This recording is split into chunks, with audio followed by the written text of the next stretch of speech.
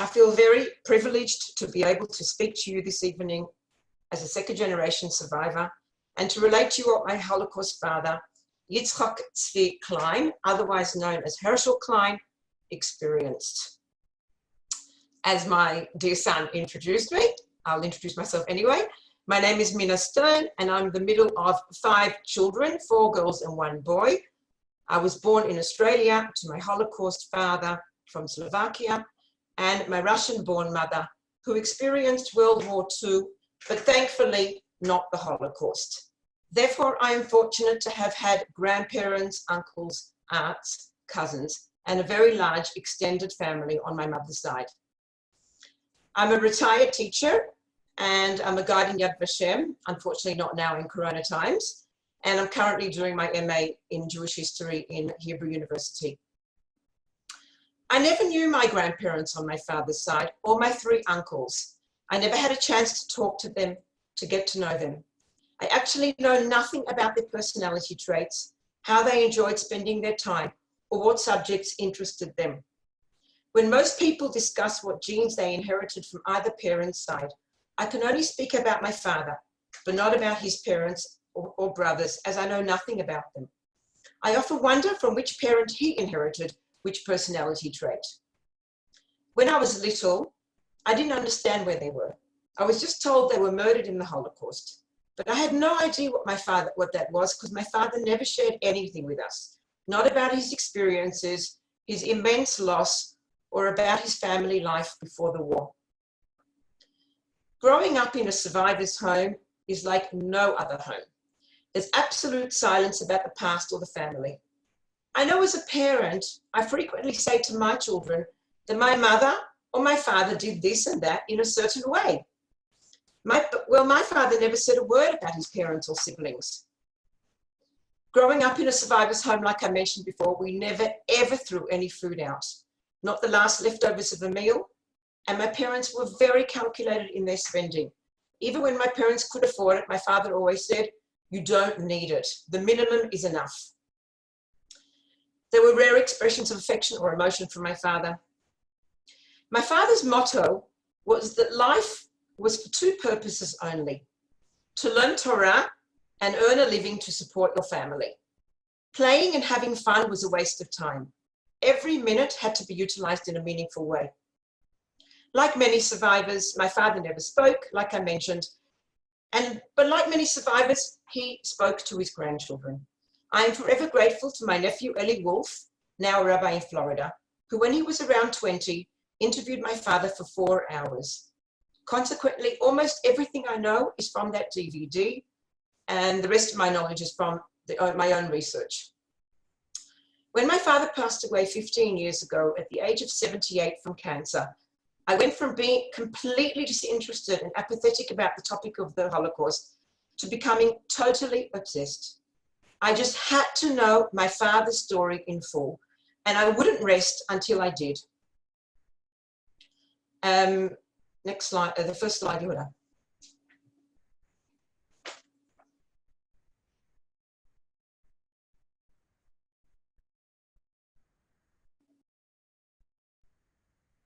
Okay, so they're my parents up above, and my siblings down below. As you can see, I'm a bit younger there.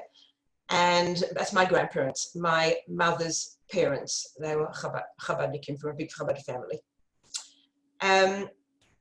My father was born in a small town called Michalovce in Czechoslovakia on the 19th of February, 1927. He was the youngest of 4 boys. His siblings were Eliezer, Yisrael Menachem, and Menashe.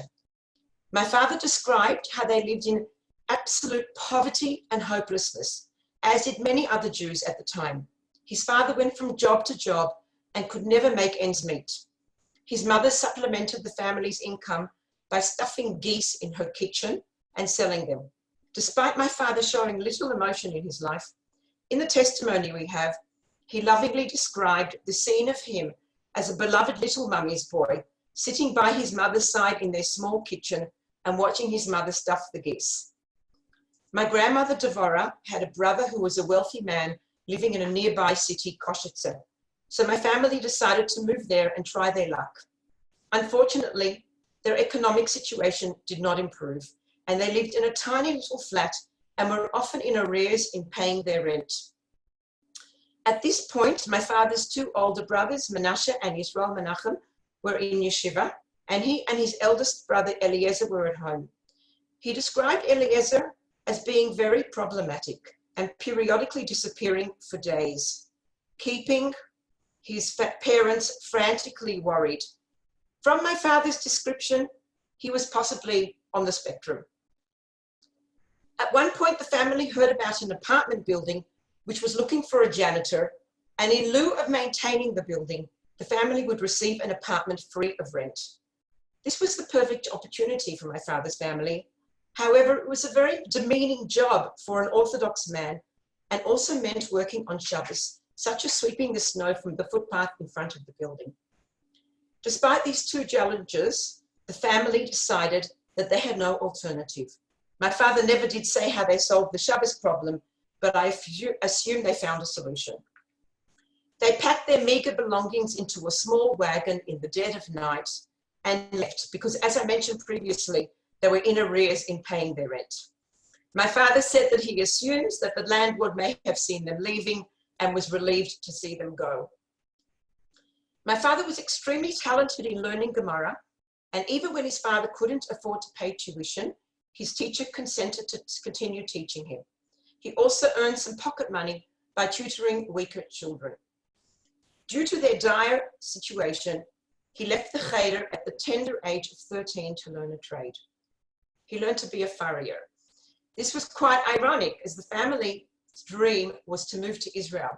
And who needs farriers or furs in the stifling weather in Israel? I don't know.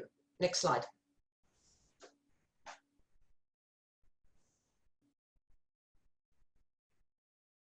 Just a little bit about the historical background of Hungary and Košice, where my father came from. In 1938, Hitler made a pact called the Munich Agreement with Hungary to encourage it to join the alliance. And in this agreement, Hungary received lands that it had lost prior to World War I. So these territories included the city of Košice, which you can see circled, where my father and his family lived. So Košice became part of Hungary in 1938, as did many other territories.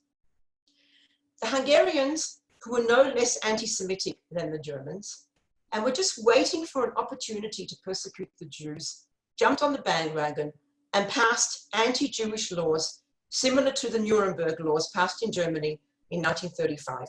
They included confiscation of businesses and property belonging to Jews, the passing of the numerous clauses law, which limited the number of Jews who were permitted to learn in institutions of higher learning.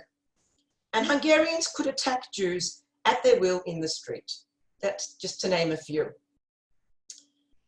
As I mentioned before, the Hungarians were rabidly anti-Semitic and been waiting for the opportunity to solve the Jewish problem once and for all. The moment had finally arrived. Able-bodied young men were recruited to the forced labor service, which was a unit which accompanied the Hungarian army to the Russian front, completely unarmed and defenseless. The less Jews who returned, the better. The conditions for the Jews in these units were horrific, very similar to the conditions in the concentration camps. They were beaten and tortured, starved and exposed to the elements. They had to clear minefields with no prior experience so that troops could advance. Or chopping down trees was made all the more tortuous as they were forced to run many times with the freshly cut wood on their shoulders, run back and do it all over again several times. 80% of the Jews in this unit did not return. My uncle Menashe, 22 years old, 5 years older than my father, was sent to this unit and sadly never returned. Next slide, please.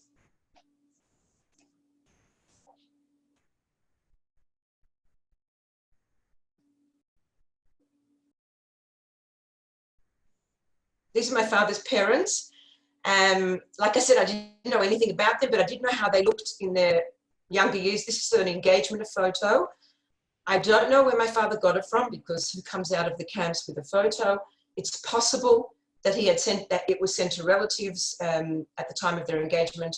All I know is that when 5 of us got married, my father presented each of us with a photo like this and asked us please to display it. He probably had it also restored. So these are my grandparents, Devorah and Yosef Klein. Next slide, please. After the heavy losses that the German army suffered in the Soviet Union, Hungary decided to leave the alliance with Nazi Germany. As a result, the German army invaded Hungary on the 19th of March, 1944. This fell out on the 24th of Adar that year, 3 weeks before Pesach. In one day, their life turned completely upside down. The streets were full of German soldiers. The Jews had to wear yellow stars and were beaten for the slightest infraction. For example, if a Jew didn't remove his hat or step onto the road when seeing a German, he could be beaten. The Jews had to have identity papers on them at all times and could be asked to have them inspected at will. Terror filled Hungarian cities.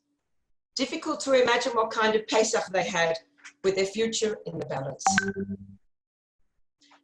Here I must explain the position of the Hungarian Jews. The Jews of Poland had already been in the war for close to 5 years by the time the Germans invaded Hungary, and the majority of the 3 million Polish Jews who were murdered had already been gassed or murdered in the variety of ways at the Nazis' disposal. In addition, 1.5 million Jews had already been murdered in the Ukraine in the shooting pits. Jewish prisoners had escaped all the death camps, such as Treblinka, and reported the murder. And Jews had also escaped Auschwitz and reported in detail the murder, even providing maps and plans of the camp and the gas chambers, known as the Auschwitz Protocols. But what actually reached the ears of the average Jewish Hungarian citizen? Many heard about the shooting pits and about the gas chambers. But I ask you, would you believe it if you were told that the cultured German nation were deceiving the Jews by telling them they were going to work, but must first have showers to disinfect themselves from their long journey? Then they tell them to neatly fold their clothes and take note of the number of the hook where they left their clothes. Then they gas them and burn their bodies in the ovens. So every Hungarian Jew had some knowledge. The question is, did he internalize it and believe it? And did he believe it could happen to him? Probably not. Back to Košice. Immediately after Pesach on the 16th of April 1944, the Jews of Košice were herded into ghettos. The ghettos was a former brick factory with shockingly filthy and crowded conditions. But I imagine that the fear of not knowing what the future holds was the worst. A month later, on the 15th of May, the German militia surrounded the ghetto, instilling terror in the Jews, who had no idea what their fate would be. My father and his parents and 2 brothers were on the first transport from Košice to the unknown. There were all sorts of rumors about the destination of the trains, such as labor camps in Germany, and the Germans deliberately kept them in the dark. Next slide, please. These are actually Hungarian Jews upon arrival in Auschwitz, just to give you a little bit of a feel of how it was. When my father's family boarded the train, he actually told us a story that a Jew threw a note out of the window of the train. It was quite a common practice to throw notes out because they were hoping that somebody would, maybe they had their address on there and they were hoping that somebody would find it with some information, or just because they wanted to relay to their family that wasn't with them that they're okay. The SS started yelling and screaming. If the person who threw out the note does not own up immediately, every single person in the carriage will be shot on the spot. There was utter silence. And my father said that it was the first time that he had experienced the real Nazi terror. It was absolutely terrifying. Nobody owned up to throwing out the note. So they repeated, if the person who threw out the note does not own up immediately, every single person in the carriage will be shot. Again, utter silence. So my father related that nobody owned up and nobody was shot, but he brought that story just to explain the terror that they experienced for the very first time. Obviously not the last time. The conditions on the trains were horrific. People were shoved with brutality like sardines into the carriages, and once the doors were bolted shut, the only air came from a small window high up, covered by wire to prevent escapes. There were elderly people, ill people, small children, pregnant women, and babies. They were so jam-packed that they couldn't sit or lie. The carriages were cattle carriages and were designed to hold about 8 cows. The Nazis shoved 100 to 150 Jews into them. There was one bucket in the corner for their toilet needs and one with water to drink. Naturally, it was hardly sufficient, and as no one could even move from their position, they did their needs on the spot, and very soon the stench was unbearable. The Hungarian Jews, concerned about not having sufficient clothes in their new place of abode, had put on layers of clothing. It was summer, and that combined with the stifling conditions on the trains made many people weak, and with a lack of water, many subsequently died. The unknown destination only served to increase the terror and the tension amongst the Jews. Next slide, please.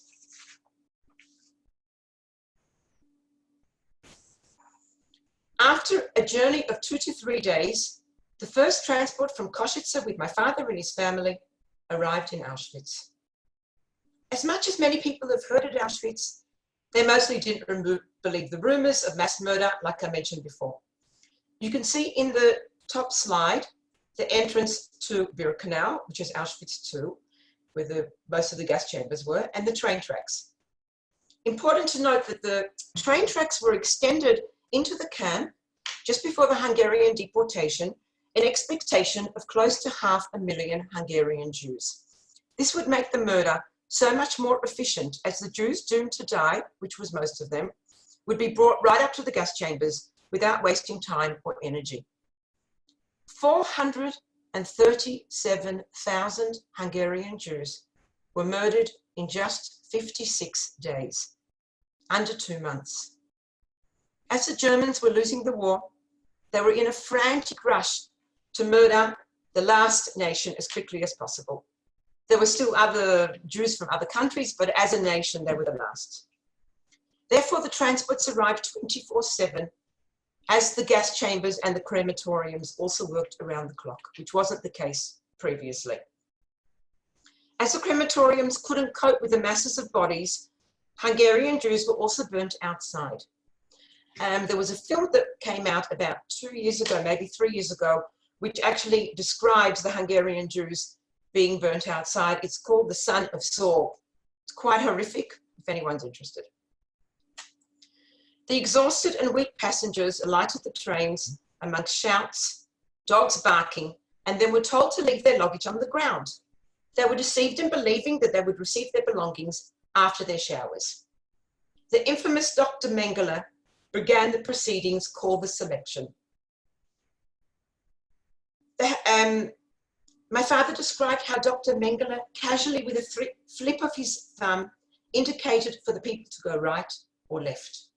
My grandparents and my uncle's eldest uncle, Eliezer, who I mentioned with special needs, were ordered to go in one direction, and my father and his brother Yisrael Menachem in the other. Within 1 to 2 hours, my grandfather Yosef, my grandmother Devorah, and my 24-year-old uncle Eliezer were no longer amongst the living. They had been murdered in the gas chambers. Eli, my nephew who interviewed my father, asked him the following question. How did you feel when your parents were sent and Eliezer to one side and you and your other brother to the other side? And my father said, I had no idea where we were going. Only a few days later, a fellow prisoner pointed to the smoke coming out of the chimney and said to them, that's where your family went. My father, like most Jews, had no idea what awaited them, despite the rumors and reports. When I first heard this, I couldn't believe that despite clearly hearing about it, how did they not believe it? But when I thought about it some more, I realized that if I heard some horrific report of people being brutalized and murdered in a savage method, which had never been used before in history, I probably wouldn't believe it either.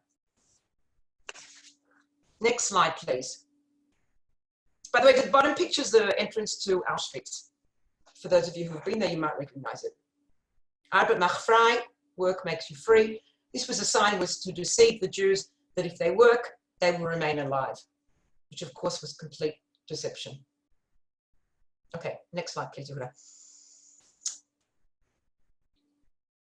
By the way, this is a very famous photo, the one on the left. Do you see it on the left here? And the character I'm pointing to, can you see my pointing?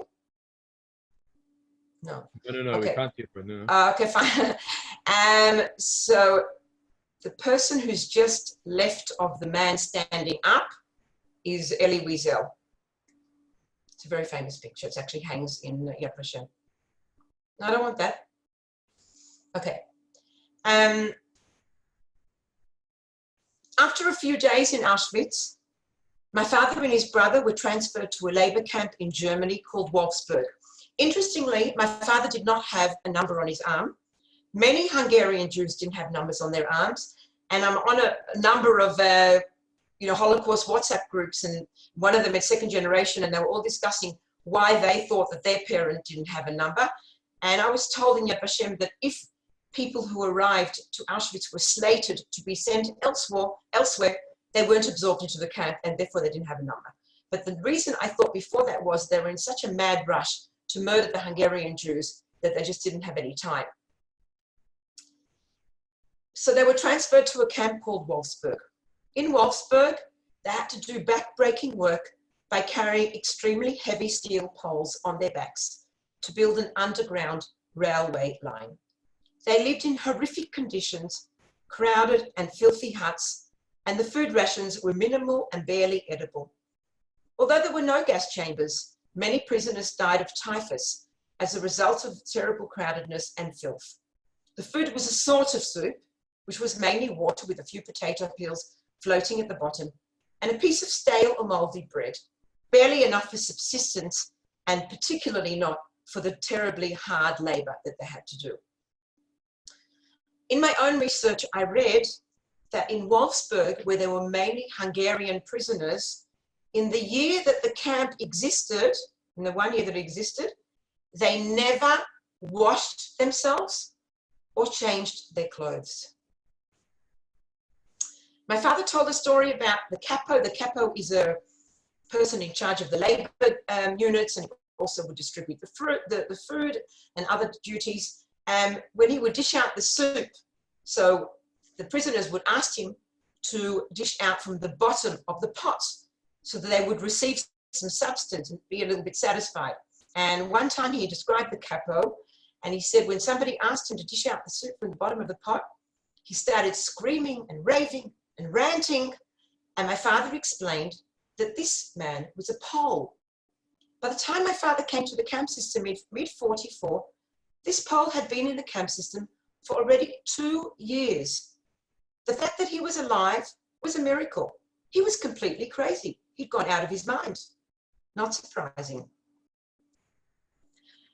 The one thing my father told us, and this was actually, I think the year before he died, we were in Melbourne for Pesach, and at the Seder, he said that it's customary to mention a personal miracle. So this is the only story that I knew. And this is what my father attributes his survival to. One day he found that he had some boils on his legs, which were very painful, and he went to report it to the doctor, to the hospital. The doctor was very pleasant. He was a Jewish doctor. And he asked my father if he works inside the camp or outside the camp. And my father said outside. And he said, well, in that case, I can't take you because I can only take patients who work inside the camp. So my father had to go with an agonizing leg, walk long distance and do this terrible hard labor for the rest of the day. The next morning, miraculously, he was transferred to inside the camp and he went back to the Jewish doctor who absorbed him in the hospital. Now, the hospital in labor camps were different than the hospitals in Auschwitz, for example, which was really a place just to die. They did actually get some care and some food and warmth and a clean bed. My father even worked in the kitchen, which means he received extra food, and in that way, he could give his daily ration of food to his brother who was outside in the camp. The Nazi doctors would not rely on the Jewish doctors who would diagnose the patients and see who was well enough to return to work, and periodically they would come and make their own checks. On one of these occasions, I forgot to mention, my father would irritate the boils on his legs and constantly scratch them and make sure that they're infected, that he can't be released. Because he realized that it was winter, and he realized that if he was released back to that back-breaking work in the frigid winter, he would never survive. His survival depended on staying in that hospital, and therefore he irritated his sores. One day, a Nazi doctor came to the hospital to make his inspection. My father grabbed a blanket and ran out to an outside toilet, sitting in terror and fear, hoping that he will not be found. The Nazi doctor made his inspection and miraculously did not find my father. And to this story, my father attributes his survival. After a number of months in Wolfsburg, my father and his brother were transferred to one camp and then another camp. This was very common practice. Wherever they needed workers, they would transfer prisoners. In the second transferal, I don't know the names of the camps because my father did not say it. In the second transferal, the two brothers were separated. I can't even imagine how difficult that must have been. My father didn't relate any details about this camp except for the fact that he contracted typhus, and although he was on the verge of death, he pulled through. The next slide, please. This is, if anyone's been to Auschwitz, there's one of the rooms, there's many, many huge pages of names. It is so huge that if you saw it, you would say, can't be that so many people are murdered. So this is my finger pointing to Eliezer Klein, the brother that I mentioned, who was sent to the gas chambers together with his parents upon arrival to Auschwitz. The next slide, please.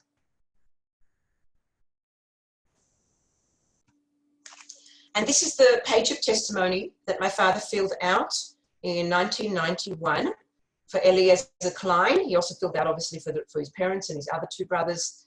And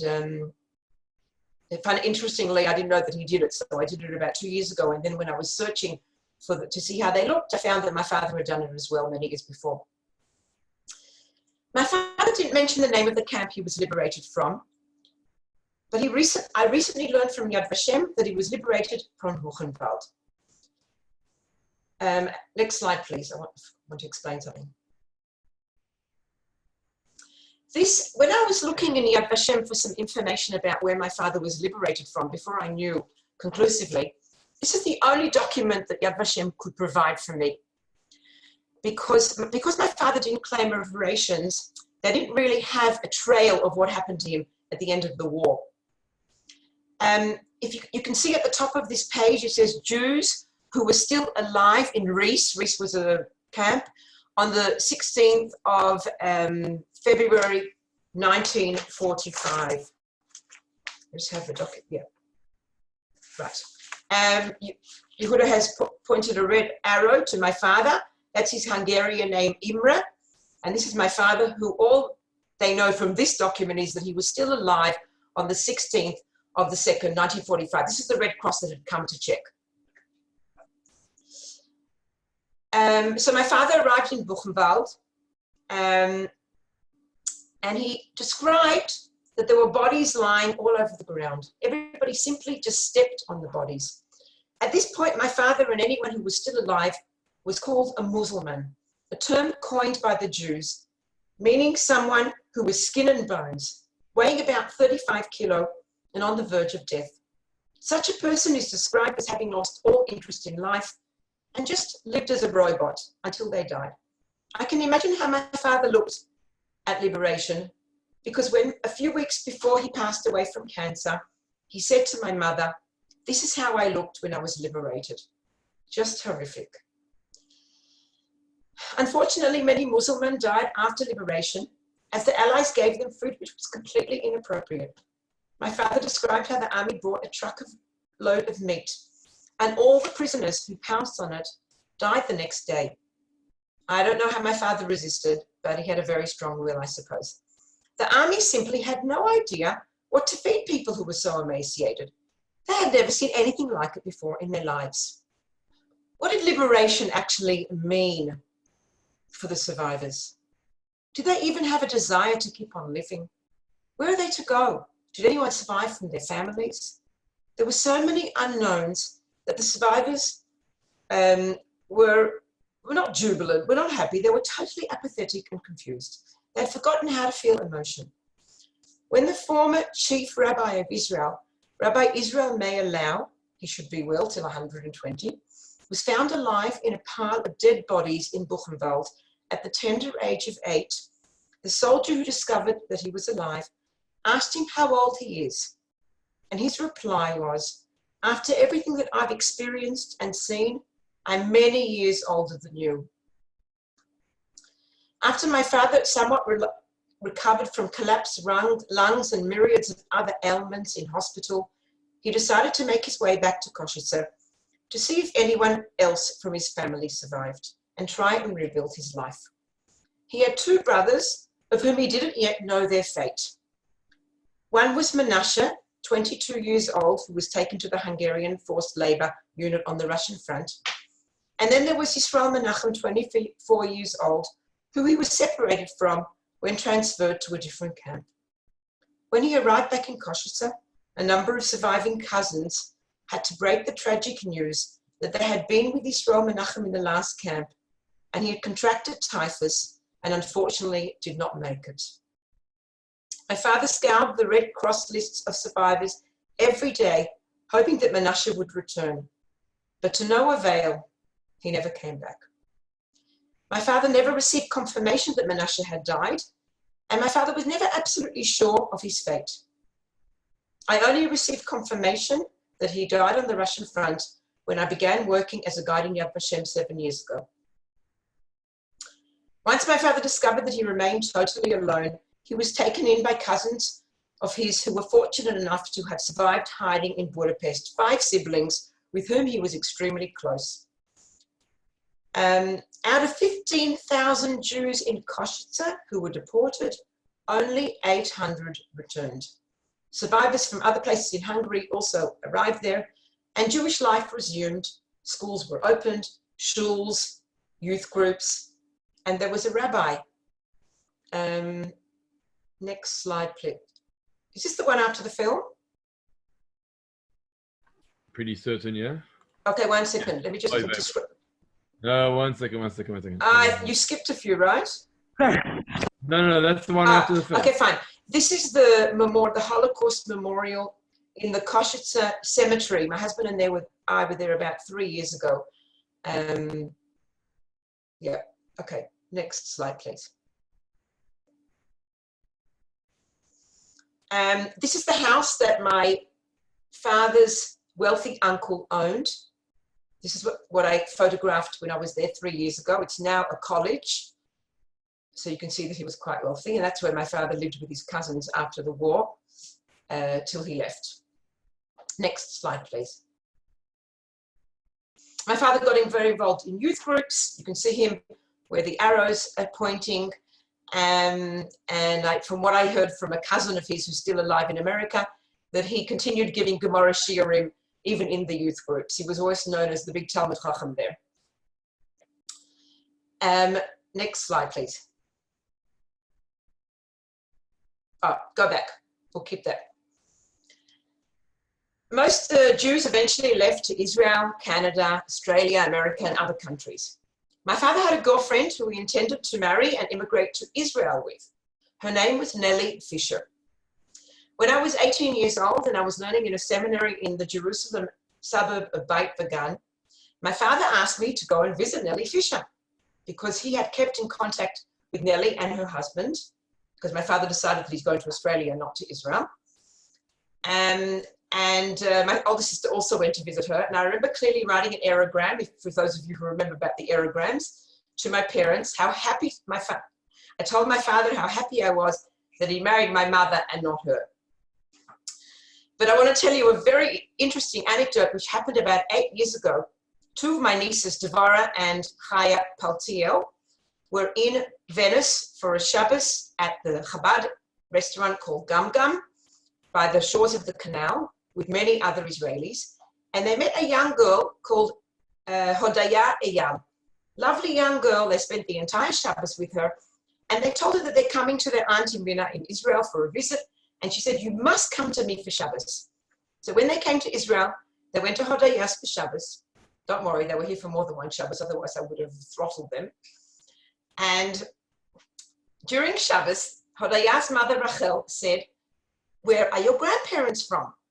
And they said, from one side from Russia, both of them, and from the other side, one's from Russia, and our grandfather's from Kozice. Rachel nearly fainted. She said, from Kozice? What's your father's name? Grandfather's name? Herschel Klein. Herschel Klein? I'm sure my mother knows your father. My mother's also from Kozice. The second Shabbos is out. I'm calling my mother. Shabbos went out, and you can imagine the first thing that Rachel did was call her mother, who still lived in Beit Pagan in Jerusalem. And sure enough, this was Nellie Fisher, who my father was nearly engaged to. What a small world. And this was only 8 years ago.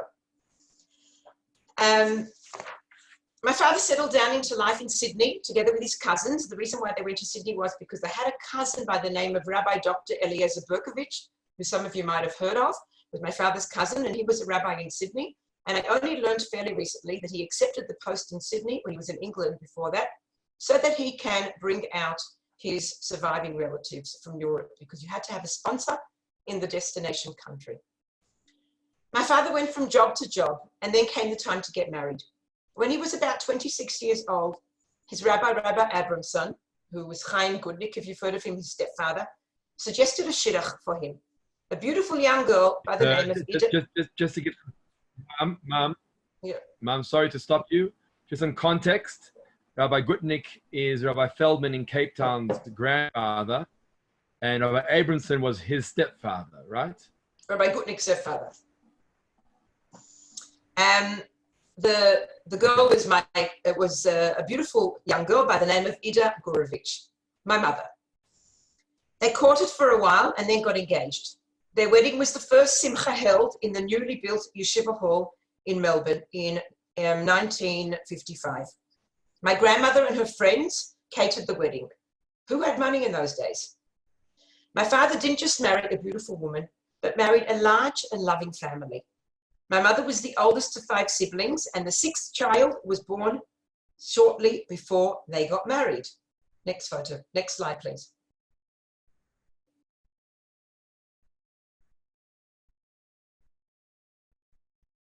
Next slide.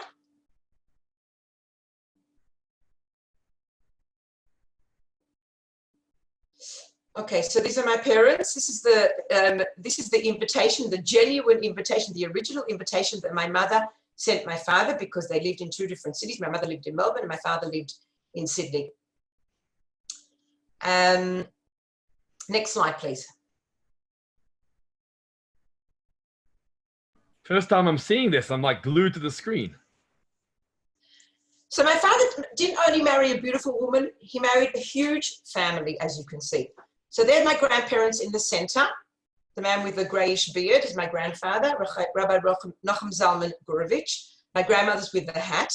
You can see circled me, the little baby, and my parents sitting on their veranda in Melbourne.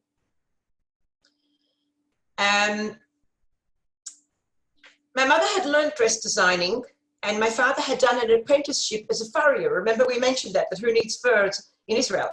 So they opened a women's clothing factory and called it after my oldest sister, who was named after my grandmother murdered in Auschwitz, Deborah Fashions. My older sister Debbie, brother Yossi, and myself, both Debbie and Yossi were named after my grandparents, were all born in Sydney. When I was 4 years old, my parents decided to move to Melbourne, as there was no Jewish education at that time in Sydney. In addition, my mother was punning for her family who lived in Melbourne. My two younger sisters, Miriam and Rivka, were born in Melbourne. My father was a very determined man, upstanding and extremely honest. He was extremely hardworking, very brilliant, but not a social creature. That he left to my mother. My mother was very vivacious, loved to laugh, and enjoyed life.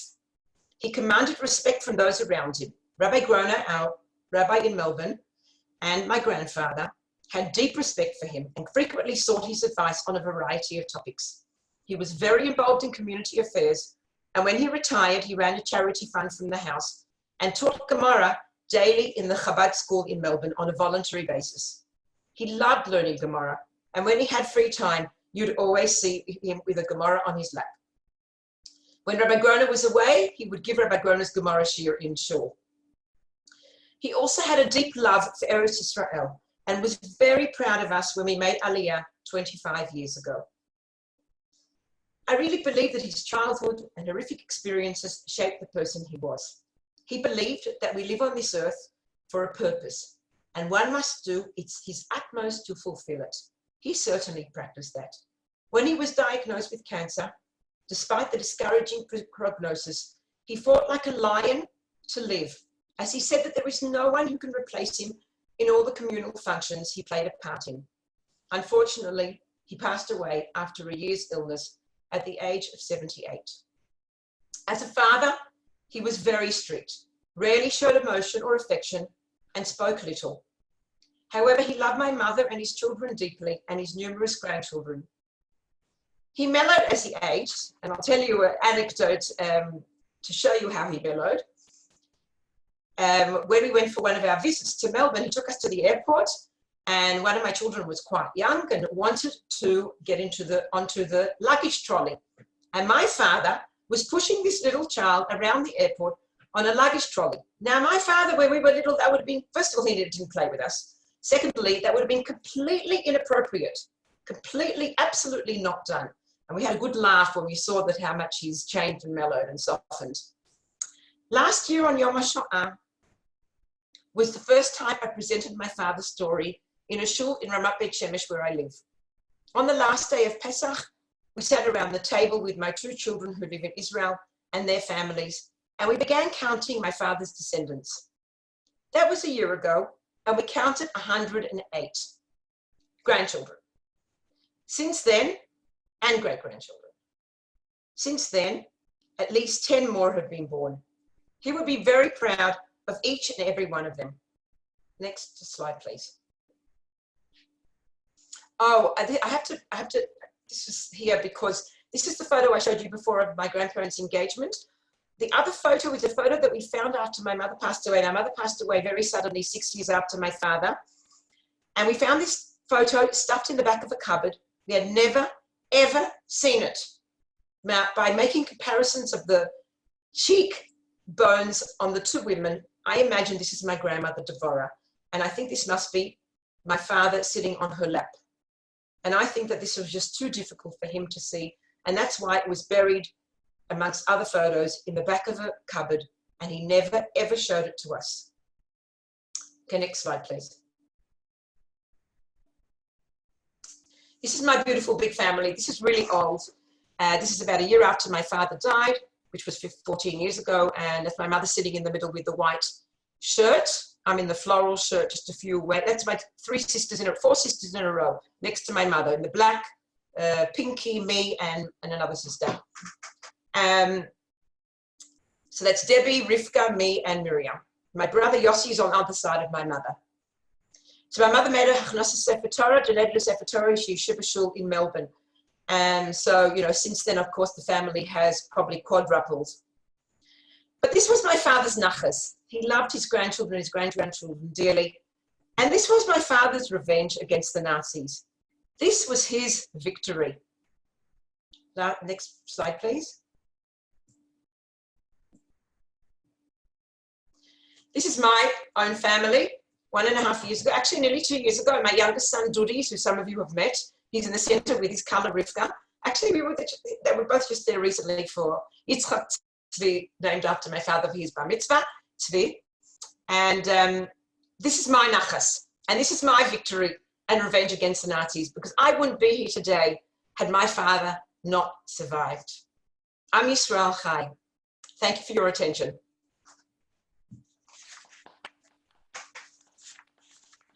Wow. Okay, that was something. Just give me a second here. That was very, very special. And thank you for the time and the effort that you've put into this. And I also forgot to mention in my introduction that on the one hand, we commemorated Yom HaShoah earlier this week. And this is what caused this whole schedule and idea of asking you to share this story with us.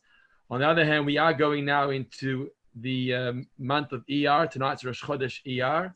And we know that Iyar stands for Ani Hashem Rofecha, I am Hashem your healer, which is something very much that Hashem did for Zayda, to give him healing and give him comfort by assisting him in rebuilding his life, as you've all seen. And please God, we should experience that type of healing for our generation of today and the difficulties and challenges that we're going through at this point in time. Now we've got a bit of time. I haven't been watching the screens, but I understand that nothing's been happening just yet in Parliament.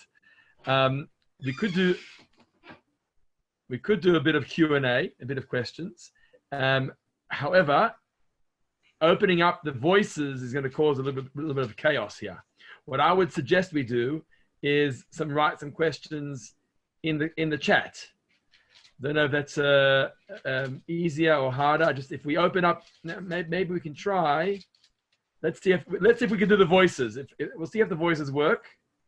And if it doesn't, we'll go to written chat. So you're all able to unmute yourselves. If you have a question you'd like to share with us, please do unmute yourself, and we can ask questions to Mrs. Stern and see if we can engage. And I hear music. I hear music in the background. 1 second. Ellen wants to ask, Rabbi. I just want to ask. Go ahead. Mina Stern, which camp was that they showed in the movie? It's not a real camp. It's not a specific camp. Mock-up. Miriam, is that true? It's not a specific camp? Hold on, Miriam, 1 second. Miriam Stern, fellow Yad Vashem guide. But it's not a specific camp. Sorry, which one? The band of brothers. No, I don't think it is. I don't think it is. It doesn't look anything familiar to me because I have been to quite a few of the camps. Okay. Thank you so much. My pleasure. Feel free to engage. Very informative. Who here is second generation in the crowd? Somebody wrote to me they are.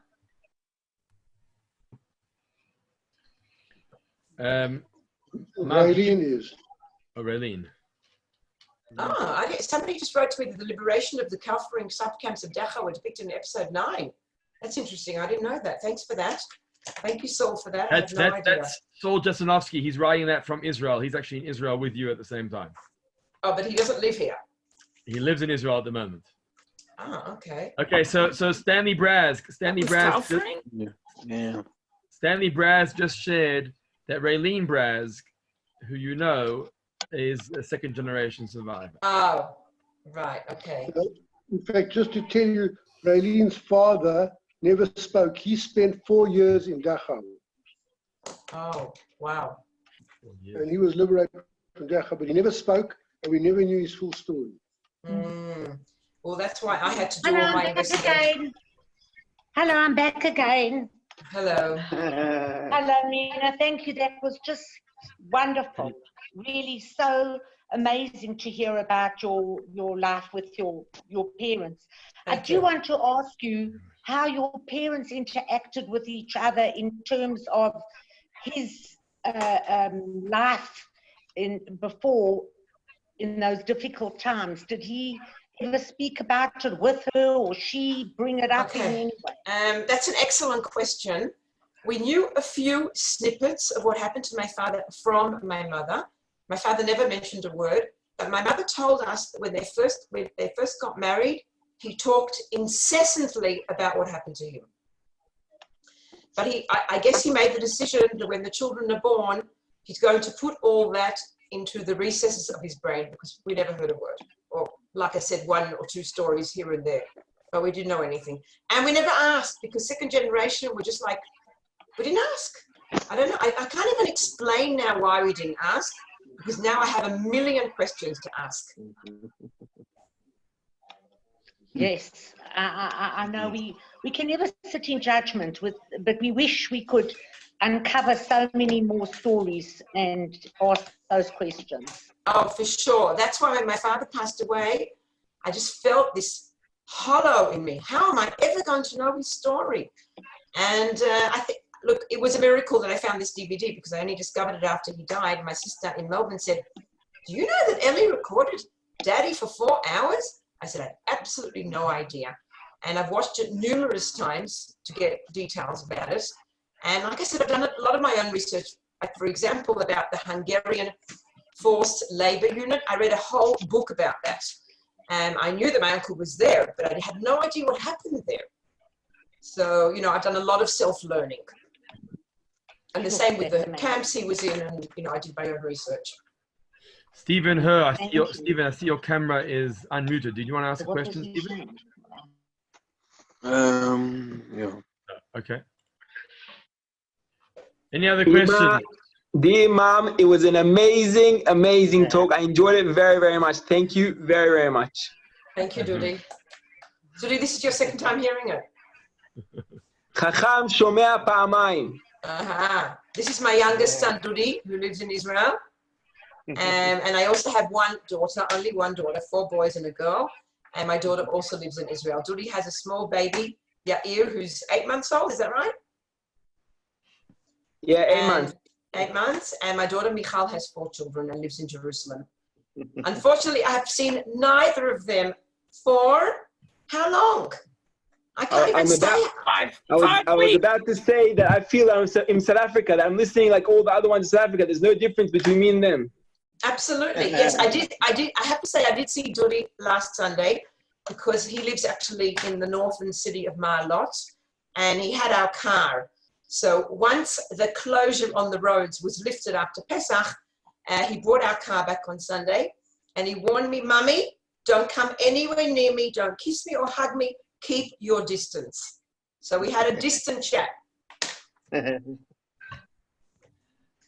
Yehuda's the oldest, Rabbi Stone's the oldest, and Dudi's the youngest. There's 16 years between them.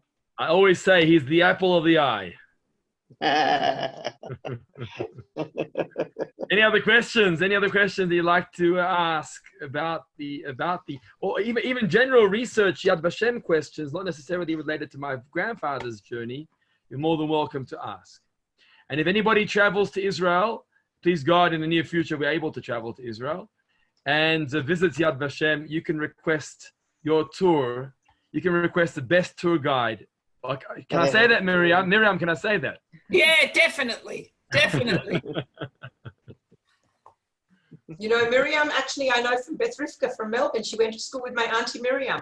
That was the baby that was born. My mother's youngest sister, who's 20 years younger than her, was born just before she got married. And Miriam, and she's also called Miriam, and they went to school together. So Miriam and I guiding Yad Vashem, and the lady with the curly hair on the screen. And I knew her from all those years ago. Yeah, for me, seeing those pictures of the Gorovich family was really going down memory lane tonight. Yeah. Miriam, where do you live? Rehovot. Okay. Miriam made Aliyah straight after school, right? Right. Mm-hmm. So most of the people on the screen tonight have either friends or family in Israel, but they live in one particular city. Can you get? Renana. Very good. Are there any non-South Africans in Renana? I think a couple. There are a couple of Aussies. Right. And there's also quite a few South Africans in Ramat Beit Shemesh. Yeah. Can you? I've got a question. Do you remember? Now, my father's on the screen as well. My father's also a child of Holocaust survivors, as well. It's interesting to see. I mean, I've had this conversation with Raylene Raz before and Philip Borachowitz, her brother, it's interesting to see the response of survivors. Not all survivors respond the same way. And even among my parents, the response of my mother, even though it's at a later point in your life, where you began to research more and study more and understand more, my father's response hasn't necessarily been the same. Can you comment, not necessarily on the two of you, but in general, what have you seen from your research among survivors? Okay, this is a very, very, very relevant question. I did a course in another Holocaust institute, much smaller than Yad Vashem. It's not really a museum. It more has like in-services for teachers and for guides to Poland. It's called Shem Olam, and it's in Moshav or Yishuv called Kfar Haroeh near Hadera, I think. I think I did, the South Africans know about Kfar Haroeh because of the MTA program of Bnei Akiva takes the kids to Kfar Haroeh for grade 9, I think it is. Right, there's a yeshiva there. There's a well-known yeshiva there, right? High school yeshiva. So I did a course with many second generation to learn how to tell the story of their family. We had brilliant speakers, and all of them had given talks all over the country throughout Yom HaShoah. Many of them had numerous talks. And every single one of them said that they are the only ones out of their siblings that are carrying the flame of the Holocaust in life. And that is a fact. There's usually one person in the family that continues to carry that flame. And that's me, because my siblings think that I'm obsessed, and I am. And I'm not shy to deny it. Miriam, you too? Totally. And your brother not? But I've been obsessed since a child already, because I grew up with stories. You grew up with stories. It's very different. No, I wasn't at all. My mother talked. Actually, the kids in my class knew all my stories. And when I went back to Australia and we had a class reunion, they started recounting the stories that I told them that my mother had told me. Wow. So Yehuda, next year, Miriam. Miriam, you next year. Okay. we look forward to that. We would love to have as many of these calls. You know, I have a feeling that Zoom calls are going to be going on a lot longer than coronavirus. Yeah, sure. Because it's opened up the platform of education, of lectures, of international correspondence. I heard Rabbi Sachs say this, that he has learned immensely from the Zoom journey, that he's able to share his messages now with the entire world live. So I think it's going to continue. So we look forward to that. Thank you, Mother dear, for your presentation. We very much appreciate it. Thank you, Miriam, for joining us. I see my father's online and my siblings. By the way, Miriam's maiden name is Stern. True. Oh, wow. That's interesting. Yeah. And thank you to the community for being part of this. It's always nice to see so many of our community coming together during lockdown time to support one another and share with one another and learn with one another. So thank you very much for that. And we have a very exciting program for tomorrow. If you haven't yet seen the program. One second, just one word by me before you continue. I'm going to log off. Thank you, everyone, for your attention. You can stay on until the end if you want. I'm going to be done in a minute. Okay, fine. And it was lovely to meet you all. And we should meet on better occasions where we can meet in person and shake hands and hug each other and socialize when all this craziness is over. Amen. So one last point about tomorrow before I end the meeting.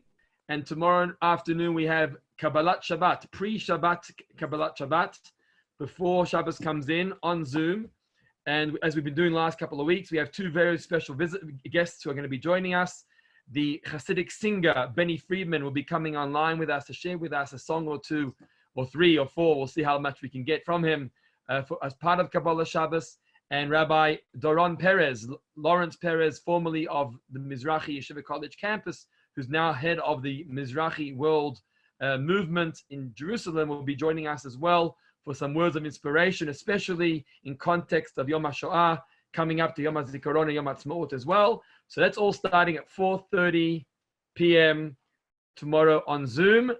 best is to register. The link has been sent out via email. Register, and you'll get an email with the link sent to you.